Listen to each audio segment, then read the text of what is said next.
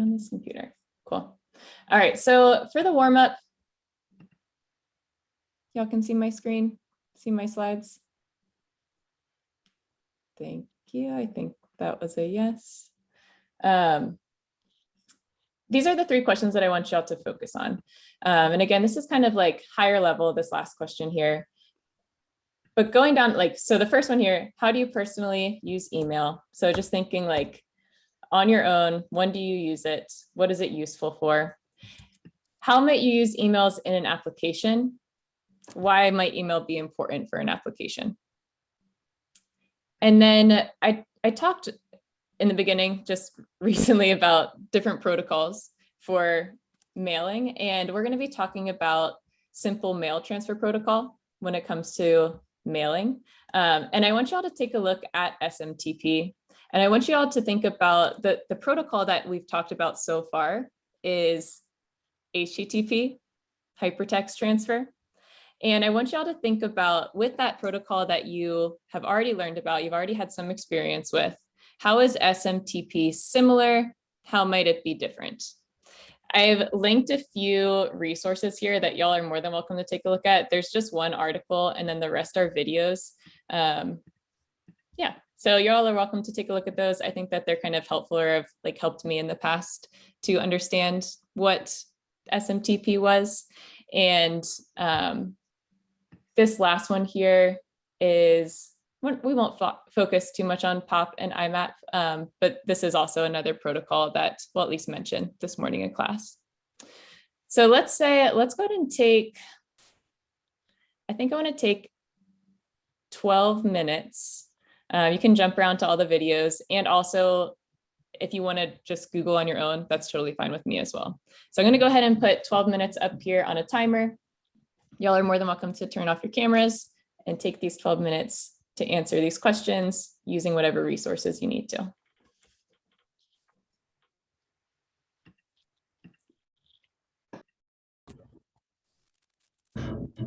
Y'all are unmuted.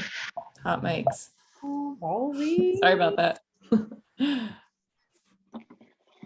So anyway, that's why Meg is my favorite teacher.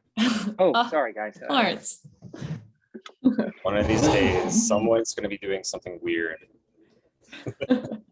Lawrence even messaged me, I think it was like day 3 of the mod, saying, hey, just a reminder, your mics are always unmuted when we come onto your room. And I need to just follow up and figure that out and set that setting. Thanks, Lawrence. Feel free to remind me again, but I think it's on me now.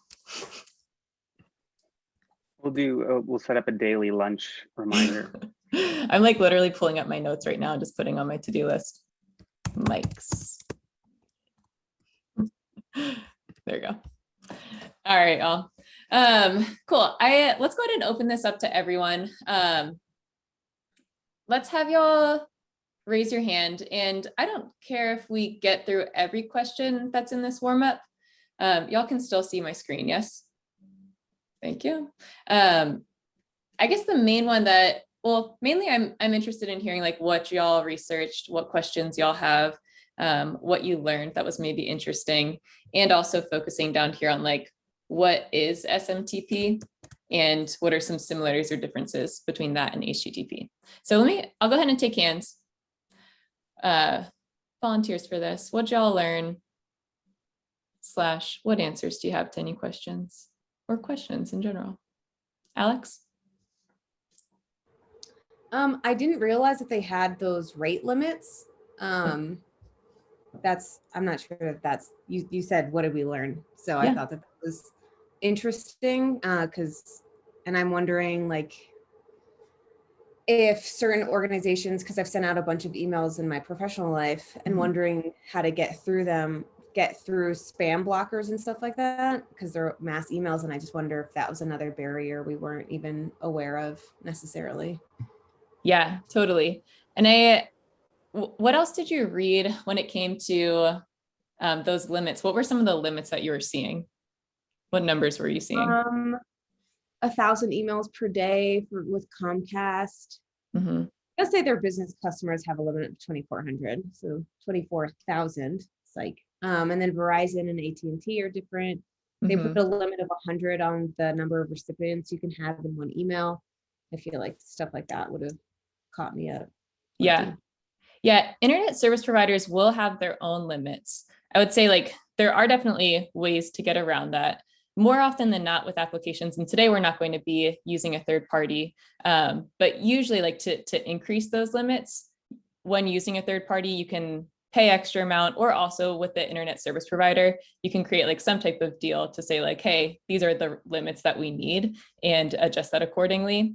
As far as the spam filtering goes, that's taken care of by your provider, whatever email provider client that you're using. So with Gmail, and we'll talk a little bit about the servers that are kind of like authenticating where this is going and sending it out. There's a server that is going to be kind of like an outbound server. And there's also a server for an incoming server when it comes to sending emails, these SMTP servers.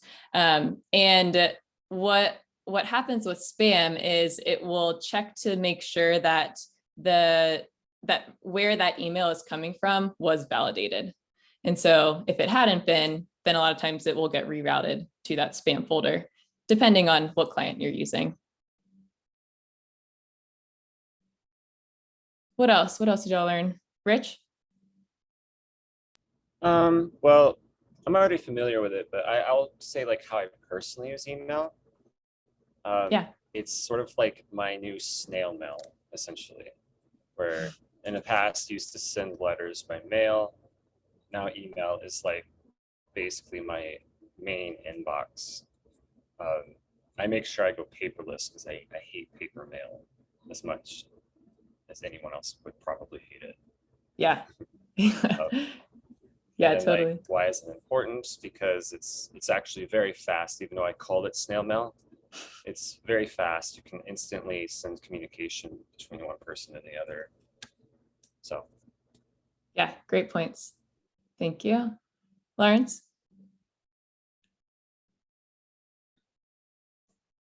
Sorry. Let's hope this doesn't set off the spacebar thing. I was didn't realize how long they could sit on your server trying to negotiate with your recipient's server at times. It doesn't seem common, but and then sitting on the recipient server, I did a lot of POP and IMAP work when I was in charge of a network at a vet clinic, because people would do it incorrectly and then only one person could get access to the emails. So seeing how that actually plays out on the server side as opposed to just the computer side was interesting. Yeah, so it sounds like you were working mainly with POP then. Is that the case? Oh, you're muted. It depended on which which of the email accounts it was, because they all had to use different ones. Got you. Yeah. Yeah, I think this idea of like it's sitting on the server for a long time, we'll get to that. And I think that yeah, let's put that on the side for now. And we'll bring that back up in a little bit. I want to pull up some diagrams too to help us out.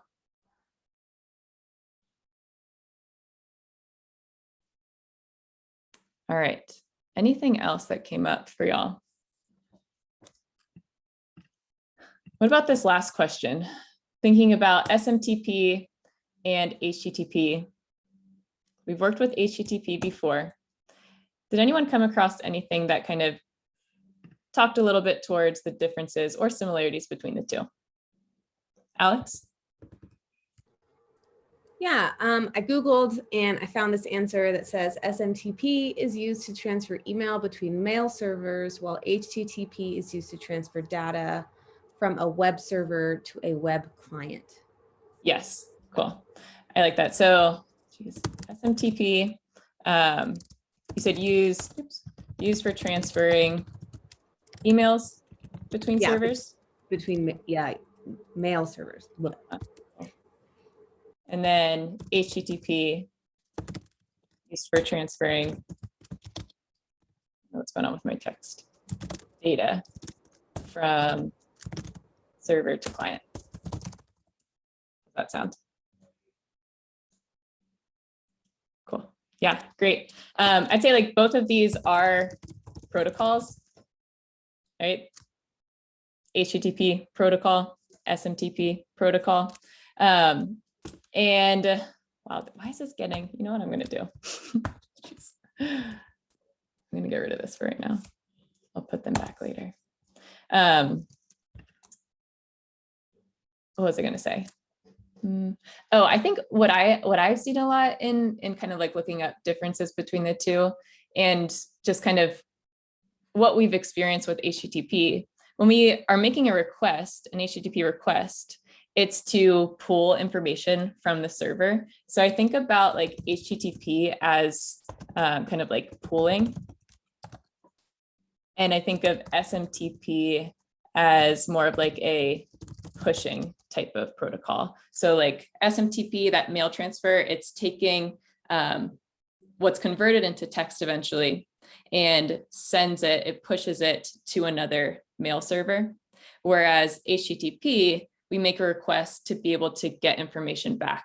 But with SMTP, with email specifically, if you think about when you send out an email, you're not getting anything back from that email. It is sent, it's pushed to that client's incoming mail server. And then in order for you to get anything back, that's going to be a whole other SMTP connection. And so that'll be just another email that will be sent to you. Lawrence, I see your hands up. Did you have a question still, or was that left up from before? That was left up from before, sorry. But No worries. Looking at it that way, it also makes me think that email kind of treats us as a really slow server response. Say that The again. user. Sorry, instead of getting a direct response, so there's a direct response in that, sorry, that Okay. question didn't make any sense. You get a fail response on your computer if the email doesn't send. Do you get an okay response if it does go through? That's so with email, it's using the TCP protocol. And so with that, it will shoot back to you if it doesn't go through, but if it does go through, then you don't get anything, like you don't get a notification. So that's kind of what that TCP is. It'll come back if it doesn't connect, if it doesn't push through, but if it pushes through, then you assume that you won't get any notification about it.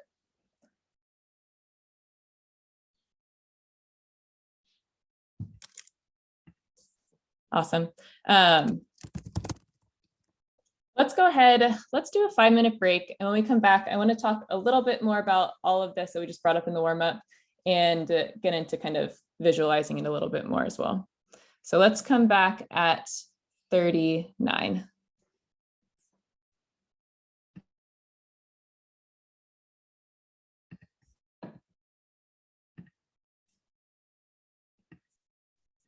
Rearrange my screens. Okay, cool. So how does it work? Let's actually look at this while we talk about this. So what I had on the slide here for how it works, we're going to talk about like outgoing mail servers, incoming mail servers, and the protocols that we use to be able to transfer mail from one client to another. So taking a look at this diagram, the main protocol that we use for sending emails is SMTP, Simple Mail Transfer Protocol. So when I think about SMTP, I think about that like pushing the text or pushing the file that we're sending to our client that we're trying to send it to. When we talk about POP3 and IMAP, those are more so protocols for receiving emails. So grabbing those emails off of the server, that incoming mail server. So I think, did I put this on here? I think in the article that I had listed here, it talked about SMTP as being this kind of like store and forward protocol where it pushes it onto a server, stores it there for a second, and then validates it, and then pushes it onto another server where then we can use either POP3 or IMAP protocol to be able to read off of that server to get the messages that are designated for that client. Joe? Yeah, so just to clarify, I thought it was saying in the video, like all three of these protocols actually live on the client. Is that true or Yes. no? And let's talk about the language around that too. So when we talk about, this is tough because we talk about client as a lot of different things. Right now, when I talk about a mail client, what I'm talking about is Gmail or Outlook or whatever you use to be able to, whatever application you use to send your emails. So when I talk about client, and in that article, when it's talking about the protocols being specific to the client, it's talking about specific to Gmail. So for example, if we were to look up, let's do this real quick. Let's say like Gmail, outgoing and incoming server. Let's just look at the servers.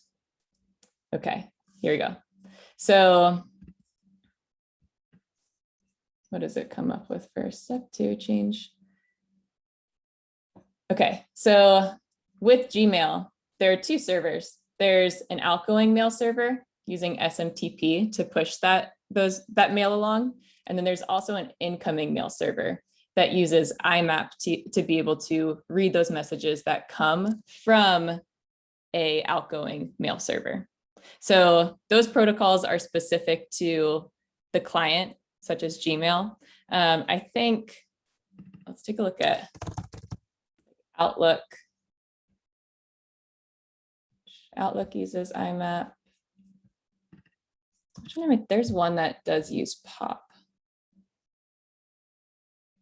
Anyway, we'll talk about it. But yeah, so kind of coming back to your question, Joe, it is specific to that email client. Does that make sense, that clarification on what I meant by client? Yeah, you don't necessarily mean like Chrome as a client in general, but more specifically like Gmail, like that application as the client, correct? Correct. Yes. Okay, thank you. Yeah, and I think kind of like building off of that too. And again, this isn't like, I think I want to focus mainly on those applications as being the clients, referring to those as being your clients, mainly because when y'all are sending email, it is from an application. If you did not have an application and you were sending it directly using some other configuration that was on your computer, and you didn't send it from an application, you would be, that kind of goes back to Alex, what we were talking about before, of like your internet service provider has its own limits. So if you aren't using an application that has its own SMTP server, then you would use your internet provider's SMTP server. So it kind of comes, it all depends on like where you're sending your emails out from. All right, so taking a look at this diagram, let's kind of walk through it. So we have Bob over here. And let's say that Bob wants to send an email to Alice. And taking a look down here at this diagram, we're assuming that like Bob is on Gmail, Bob's using Gmail client, mail client, or user agent, and Alice is using Yahoo. So when Bob creates an email and addresses it to alice@yahoo.com and hits enter, then this email is going to get pushed along using SMTP to Bob's, or to the Gmail SMTP server. So Bob's mail server, which is just the Gmail SMTP server. That then is going to do, and I think that my next diagram shows this a little bit more, but the SMTP server is going to do a little bit of like a validation, make sure that it knows who you're trying to send it to. It's going to strip apart the parts of that address, such as the domain, and then the actual address of where it's going to. And once it finds the domain, it's going to direct it to that specific incoming mail server for Yahoo addressed to Alice. So then it will push that along to Yahoo server, which then it's going to be, depending on which retrieval protocol is being used, it's read a little bit differently from the user agent. So when Alice logs on to Yahoo, opens up their computer, and yeah, goes to their application, goes to Yahoo. That's when all of the emails will download and Alice will be able to see them.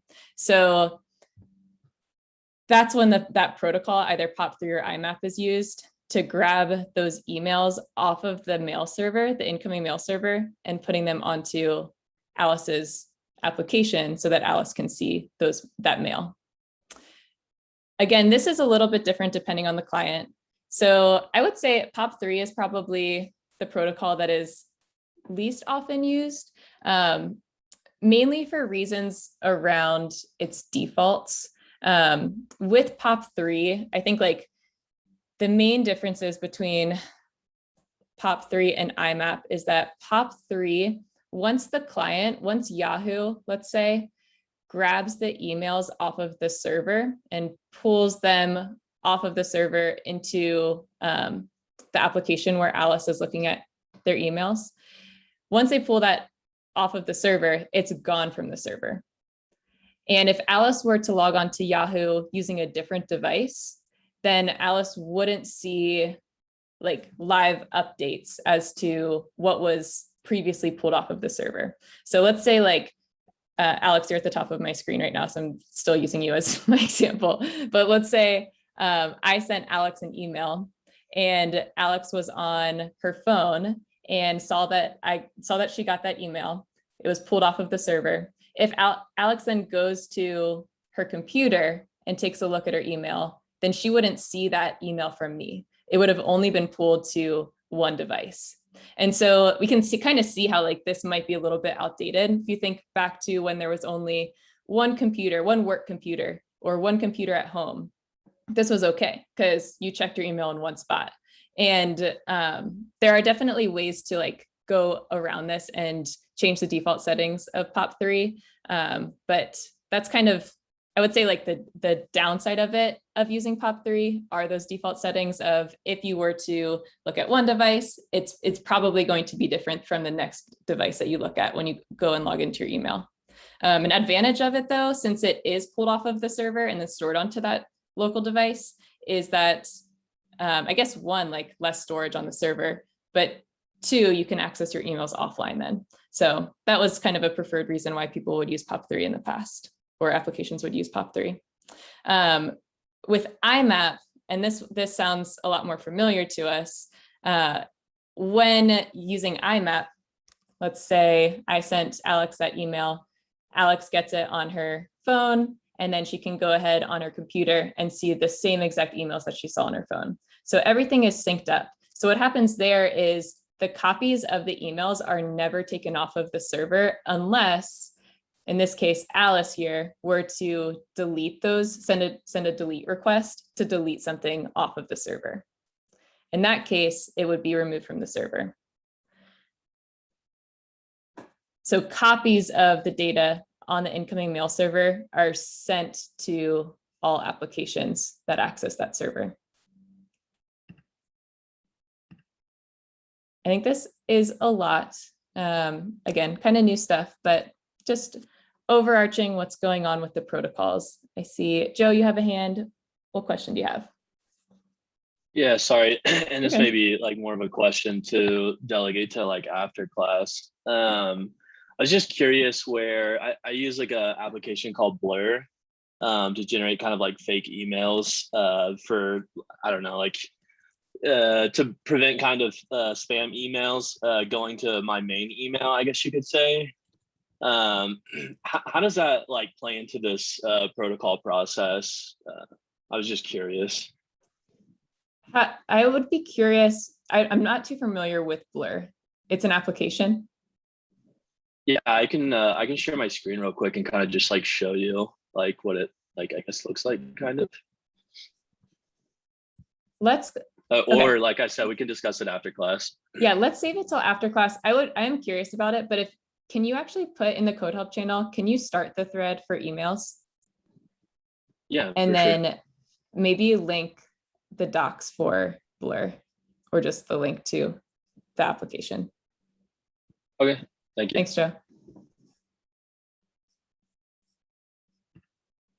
Any other questions that come from just this diagram here? or any in general.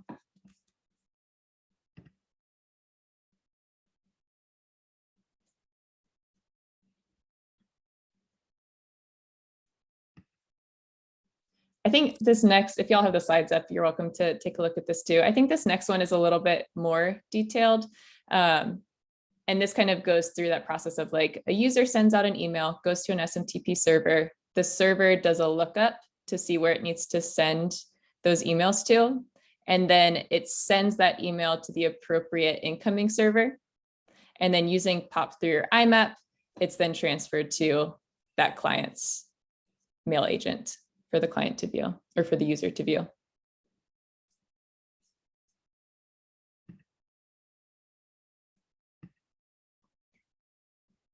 All right, what time is it? We're at 52.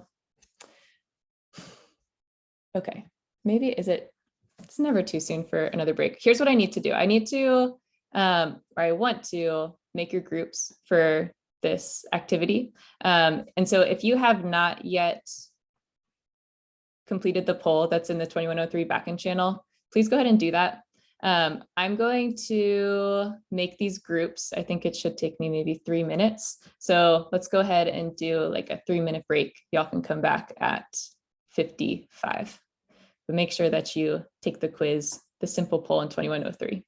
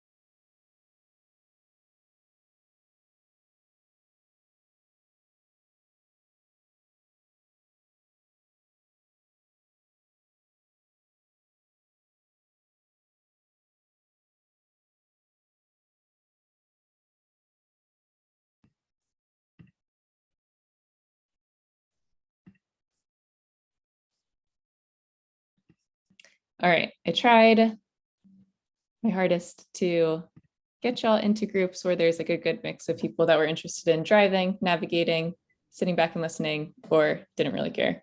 If you chose meh, doesn't really matter to me, then I think I put you into the group with the idea of y'all being a navigator, but I'll let y'all, once you get into your groups, just confirm which roles that you want to do. If you want to refer back to the poll, you can see who chose what. And so y'all can kind of use that to help decide who's doing what. What I think we're going to do, I want to do until like 45. Yeah, we'll kind of see as time goes on. I might extend it by 5 minutes. We'll see. What I want this to look like. So you're going to have 4 people in your group. and there's going to be one driver. Everyone has at least one person in their group that does want to be a driver. And you'll have one navigator, and then the other two, so like a chat reader and a gallery member. I say they're like kind of similar, but chat reader, make sure that you speak up if anyone in the group like shares anything in the chat, bring that to everyone's attention. And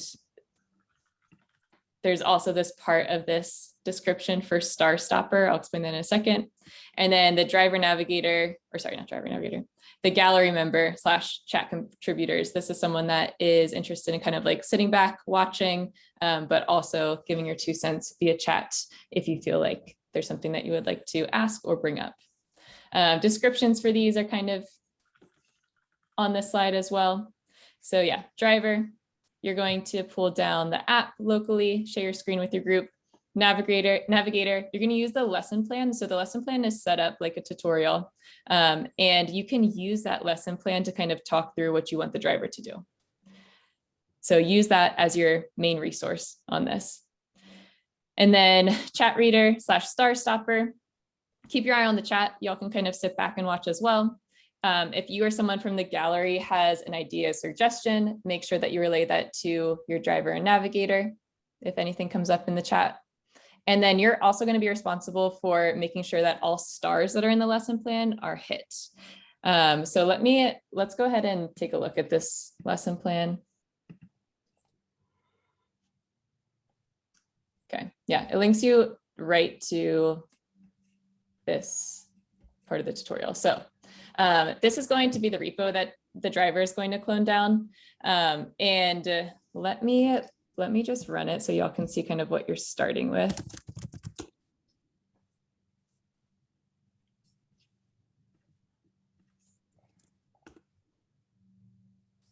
Oh, hold on.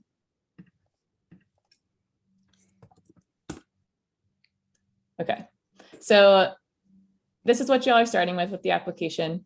You will have to register as a user. Directions for that are in the lesson plan. But what we want y'all to do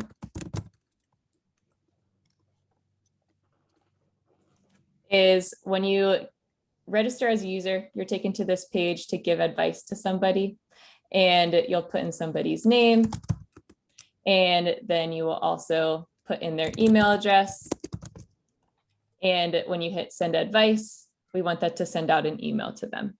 So the front end is kind of done for y'all, but what we want y'all to work on is after this button is clicked, you can notice it's just like stuck here at the moment. This is where y'all are going to take over and code. But we want y'all to work in development to get mailing implemented. And to do that, if we take a look at the tutorial again, it's going to go through all of the steps here. And I mentioned that one of the roles is this like Star Stopper. So just make sure that like these are things that I want y'all to do and to also take into consideration. So sometimes the star is something that like I want y'all to play around with or want y'all to do in the application. Sometimes the star is asking you like a kind of just like a prying question. No pun intended there, but just to see kind of like if y'all can dig into what exactly is happening in the code. So there's like some suggestions on what I'd like y'all to do. Those suggestions come after the stars. And again, everything that you need to enable to get this mailing set up is in this tutorial. As like kind of an overview of what you'll need for this, this will go into using the gem mail catcher, which mail catcher is, it kind of sits, I think of it as like to test out that your mailing is working. Mailcatcher has its own SMTP server, and it also has its own front end for you to be able to see the incoming mail. And so after you get kind of like the code implemented to implement mailing, it'll also go through instructions on how to install the Mailcatcher gem. And what that Mailcatcher gem is used for is it's used for being able to spin up a server and take a look to see what mail got sent. So it's like a nice visual to see if your mail went through or not. There are also, I think, since this is just kind of like an exploratory class, there's notes here on like how to test this. It'd be great if y'all could get to that during the 40 minutes or so. But I think mainly I would really like for y'all to just kind of like see your mail come through, and we can worry about testing later. But I would just like y'all to get that like quick win of, maybe not so quick, but just a win of being able to see mail come through. And then I'll pull y'all back after 40 minutes to run through all of this code together, just to talk through what you implemented, what questions anyone has, and kind of how you could translate that into production also. So this right now is just getting it implemented in development, and that's what I want y'all to do in groups. I feel like I just spit out a bunch of instructions at y'all. What questions do you have?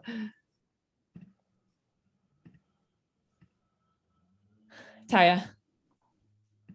Hey, so I cloned down the repo and I bundled it, and it's been on installing No cookie. SAS C for a long time. It might take a while. Is that Yeah, okay? it took me a while. right. Let me know if it doesn't come through. Lee? It also just says Ruby 2.5. Do y'all have 2.5 installed? I No? think I still have it installed, but I know we've been on 2.7.2 for a while. Let me go ahead and change it real quick.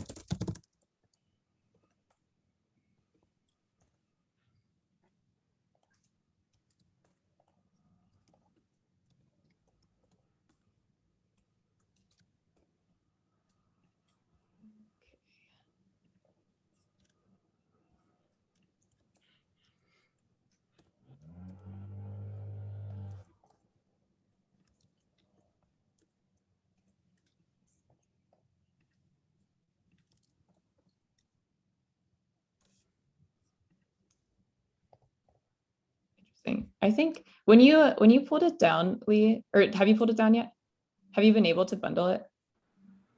I didn't try. I just thought I would ask first before I did that, but I can try right now. Try to do it. I actually, in my repo, I don't even have in the gem file, I don't have a Ruby version specified that I just pulled down. So I think that it would probably default to 2.7.2 for you.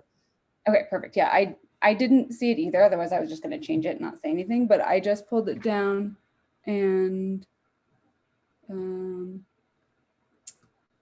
me just open up Atom really fast.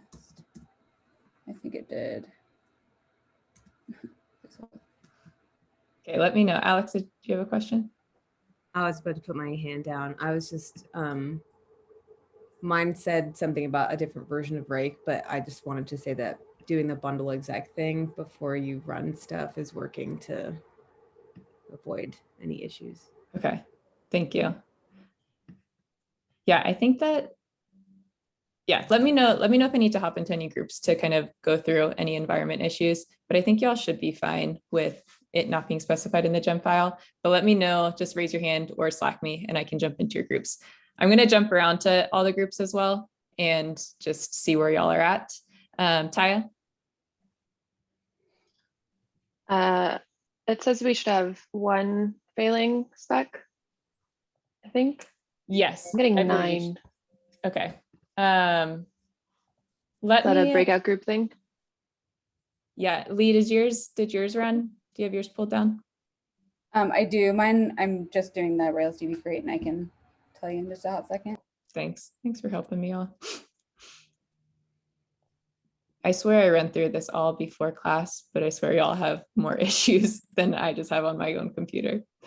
Taya, what are the errors that you're getting? Action view template error, and it's, let's see, there's an environment variable path isn't working. Your Node.js binary failed to load auto prefix or script file. I only have the one, so. Okay, let's go ahead and do this. Let's have y'all go into breakout rooms. I'll jump into Taya, I'll jump into yours. And again, just Slack me if you have any other issues and I can jump into your room. But we'll come back at, let's do 45. And if you all don't get done with this, it's okay. We're going to run through it once you get back.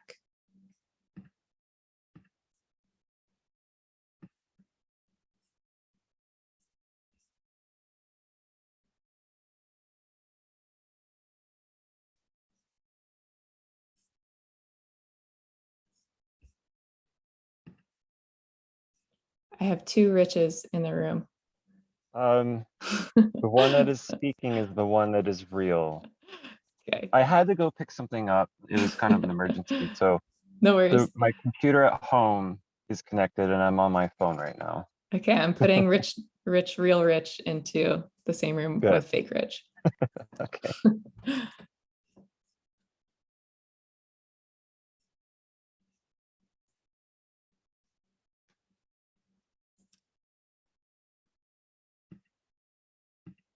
Um, All right, y'all. Meg, theirs are working, so we were just going to use one of theirs. Yeah, that sounds great. That's what I was going to say. Great. Y'all have more than one person that was interested in driving, Yeah. so go for it. Awesome. All right, see y'all. Bye. um,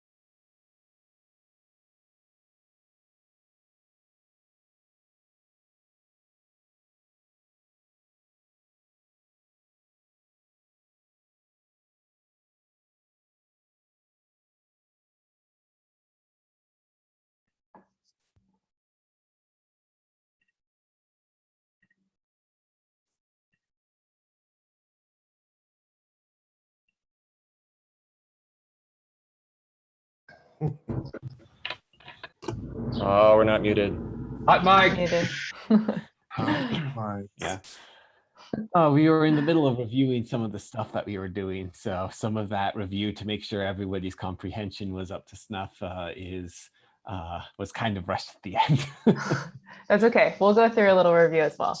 Okay, great. Yeah. Yes, you all are unmuted. Sorry. Let me share my screen. And can y'all, in your participants tab, can you give me a yes or no on if you were able to get through seeing Mailcatcher catch the mail that you sent? It's okay if you didn't get to testing.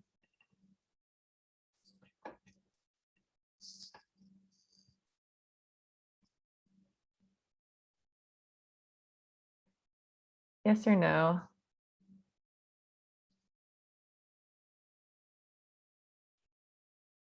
Okay, got a lot of no's, just fine. Okay, let's go ahead. Let's run through this code, and y'all can also, again, come back at this at any time to implement this on your own. But I want to just talk through what the tutorial had y'all do. And if questions arise as we go through this, raise your hand as we go. So this will be kind of a quick overview. We got about 13 minutes left of this class, but let's start with, let me move this out of the way. Hold on. The view that, there it is, the advice view. So this is kind of where everything starts with this page here of /advice. We're inputting a friend's name and an email address, and we want to hit send advice and get that email to send. So that send advice button is going to make a post request to /advice. Let's take a look at our routes. The post request to /advice goes to the advice controller and to the create action.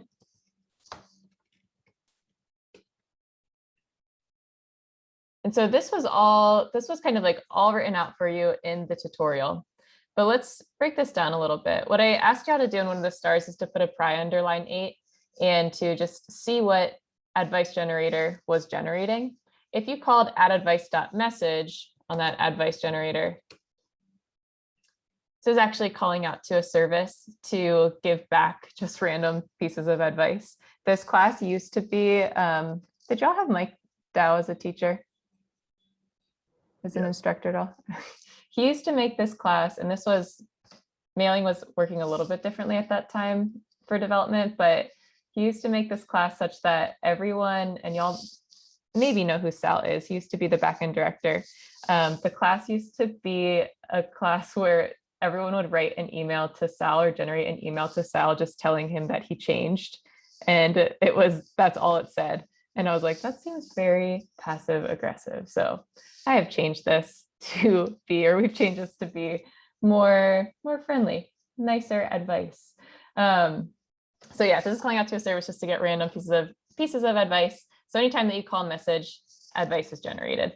It's okay that we didn't go into like all the nitty gritty of all of this, but it's just for the purpose of sending something within the body of our email. So the recipient we're pulling that in from the params that came through from the form. So when someone entered the email here, that came in with the param of friend's email. So we're grabbing that, setting it to recipient variable. This email info is eventually going to get passed along to our friend notifier mailer. And we're just grabbing everything that we have access to at this point in time in our code. So we know who the current user is. We know who the friend is. The name came through from this form as well. So we're grabbing that just to be able to use within our email. We're also grabbing that message that was generated. So advice.message generated a message. So we're taking all of that email info that we want in order to form our message. The email is going to be coming from wherever you noted it in the application mailer. So in the application mailer, you all might have gotten to this point here where it says from. This is going to be the email address that this email appears to be coming from. you can put this as, in this case, like it defaulted to like example.com or something. I forget what it was. But that's what's going to appear as like who this message came from. But everything else that we want to display in the email is something about the current user, possibly. We want the friend's name to be able to put that into the body, and we also want that message. Noah? That from address, is that purely stylistic or is that also functional? You could truly make it look like it came from anyone, which is the scary part. Yeah, but where we'll get into, like, I want to touch a little bit on if you were to, like, you're not going to use Mailcatcher in production for this. And ideally you use some type of third party to handle emails, but you can also set up like sending email from your, or from a certain like Gmail account, for example. And that's part of like the configuration in the production.rb file that you'd have to configure. And within there, you would put like a login and password to be able to authenticate that Gmail user. So the emails would essentially come from one account, but it would appear, using this like here, it would appear that it's coming from another. So that's kind of like a little funny way that this happens. Yeah. Okay. So where you're actually setting where it for real comes from is in a context that's somewhere else. This is just for show. Yeah. So and you eventually like went to this like development.rb to set up like the SMTP settings. And I'll paste a link to setting this up in production. There's a lot more settings that you would put for SMTP settings when you are putting it into production, and you'd put that into your production.rb configs. Kevin? Yeah, so that default, it's like a fake name that will be there even though it has your user.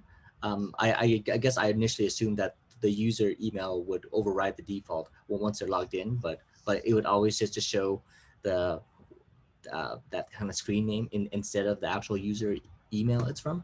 By default, yes. With that like default key there, then it's going to use whatever you put here as from, it'll put that as like the default from address. Oh, so it'll be also, okay. Always. Okay. Rich? Yeah, I'm going to put this out there. When I was doing this in Laravel, which is like Rails, but in PHP, and I tried spoofing the email, Gmail was actually smart enough to say, hey, this may not be the real address that it's coming from. Totally. Just FYI, and it may even put it into the spam folder. Yes. Like, oh, that's fishy. And you totally. And you might have even like, I don't know, I feel like I've been in like trainings recently or things like this where it's like, they'll send an email and they'll be like, if you don't see it in your inbox, just check your spam. And it could be for reasons similar to this. Like your client has seen this address come through and they don't recognize it as an actual email address. So then it will put it into the spam for you. Yeah, thanks for bringing that up. Okay, let's go back to, so that Vice controller, we're calling to this friend notifier mailer. And we're passing it the info that we want to eventually send off with our email, and the recipient, that's their email address that we're trying to send it to. And we're calling this deliver now on it. There's a deliver now, there's a deliver later. I think the two differences with them, deliver now is more asynchronous. It'll put this request into a queue, whereas deliver now will send off right away. And I think deliver now, I don't know if that comes from Action Mailer actually. I think that just deliver later comes from Action Mailer. I'd look a little bit more into it, but I think the default, you'd have to make sure with deliver later that your jobs were enabled in order for that to work. I think by default, the mailer jobs are enabled, but I just have deliver now in this tutorial for us now. Okay, so in the friend notifier mailer, we have this inform method, and I put like a star at one point in there that just said like, does this remind you of anything? I think I said it like that. I kind of think of these mailers similar to like controllers in that the actions in here will directly relate to a view to send off with the email. So with this, since we're calling to the inform method in the friend notifier mailer, we went ahead then and we made in our views, the generator created this friend notifier mailer folder for us. We made an inform.html.erb and an inform.text.erb. Depending on the client, the mail client that you're using, they'll accept either HTML or text, and it's up to them. So when sending off this message, we are sending both the HTML and the text files so that the client can decide which one to pull, which one to grab to display to the user. So that's kind of up to the client on which ones they read. So by default, we want to send both across so that the client can choose. So we have our info that we passed in, and then this mail action comes from the action mailer, which is inherited from, since we're inheriting application mailer inherits action mailer base. So this method of mail comes from action mailer base. And this is kind of compiling everything that we want for that email to get sent. And again, it's directly related to the files that have the same name as that action, nested under the name of that notifier mailer. So running this, if y'all, some of y'all may have seen this, with Mailcatcher, you had to install the gem just to be able to kind of like see this in action. With Mailcatcher, you have to run, what am I in? Let's open up a different one. Once you have the gem installed, all you have to do is run Mailcatcher. And then this will say, what do we have here? So port 1025 is where, that's the SMTP connection. Usually SMTP connections are on port 25. In development, we can't go under 1,000. So we have it on 1025. And then usually HTTP runs on 80. So we're going to go on 1080 for this. But if we take a look at this link here, Mailcatcher gives us a nice interface to play around and just like see the emails coming through. Regina, question?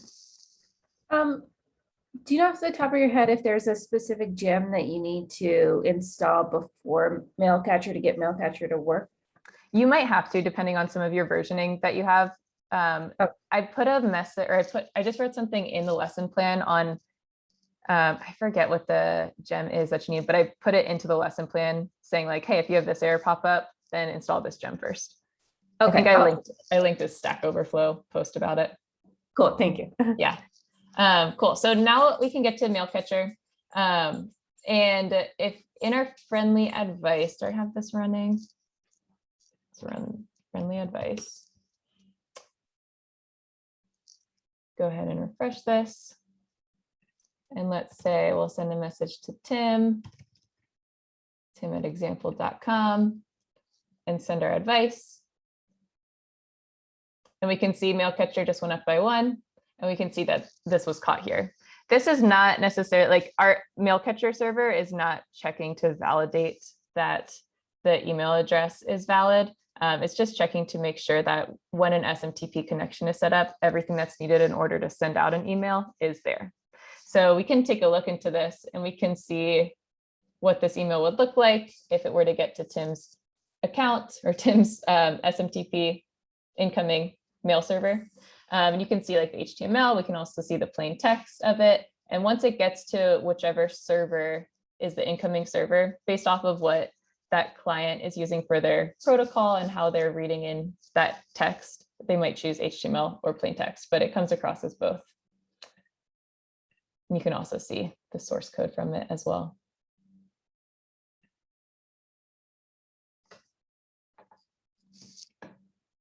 The way that one thing that we had to do, I think I pulled this up already to get this kind of set up in here. We added these 2 lines into your development.rb file. And what this is saying is in development, use this delivery method, use the SMTP protocol for delivering mail. And then we're also saying here for settings for the SMTP for that protocol, the port that we're going to use is 1025. That's the port that Mailcatcher uses. So that's what we wanted to set the port to here. If we take a look back at Mailcatcher, it's saying that it starts on 1025. So we set the port to 1025 and the address that we're on is localhost. If you were to implement mailing within your application, not using a third party, then you would need to set something up in your, something similar in your production.rb. And I like copied this from an article and I'll find the article and send it to y'all if you're interested in doing this. So for the SMTP settings, the settings would be similar, a little different, but you would have to authenticate the account in which you're trying to send those emails from, and you would want to hide those values away. So username, password, it's confidential information. You don't want to get that pushed up, but you could use something like Figaro to store those. One thing to kind of be careful of, if you were to, you could actually do this in development and like try and send out emails from a certain Gmail account within development. This localhost is not really like a trusted site. And so you'd have to set up, or you'd have to take down a lot of security preferences in Gmail in order to actually receive this email. Because like Rich, you mentioned already, Gmail has a lot set up for it to deny emails coming through or to put them into spam based off of what they're receiving or who they're receiving that from. And so you'd have to take a look a little bit more into the actual settings of that email client. I would say like you could very well have like everything that you need set up for the settings within your development.rb file if you're trying to play around with setting up email from Gmail account. But it could be on the Gmail side of things. And usually the way that I was playing around with this last night, I kept getting like notifications sent to my email that were like, hey, someone keeps trying to log in. We don't trust them. We don't trust them. And so it's just a setting that you would have to configure / take down in Gmail. Noah? Is there a good resource you can point to for Yeah. what and how these ports do, specifically the like 1025 versus 587? Oh, say that again. Oh, which port to use? Is that what you're saying? I'm confused about what the ports do. So if there's a good resource for, selected mode. Yeah, and I believe that each server is going to have like a different port that they're going to specify that you use. So when I just looked up like the docs on the SMT setup for Gmail, that's what it had me use for that. But I just kind of Googled for that. But I'll go ahead and find I think I used like a blog post for this when I was setting it up. And I'll find that blog post and list it in the thread in the Code Help channel if y'all are interested in getting this set up.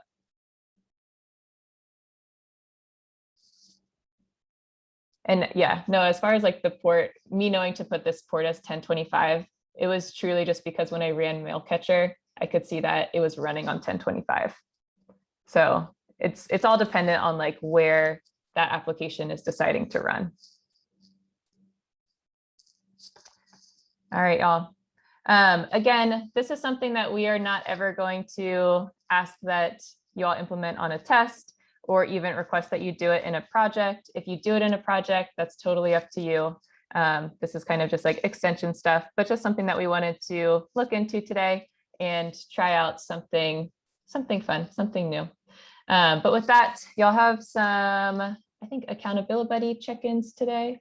And yeah, Accountability Buddy, project check-ins, that's about it. We'll see you at project check-ins. If you haven't signed up yet, please do so. The link is in the channel. All right, y'all. See you later.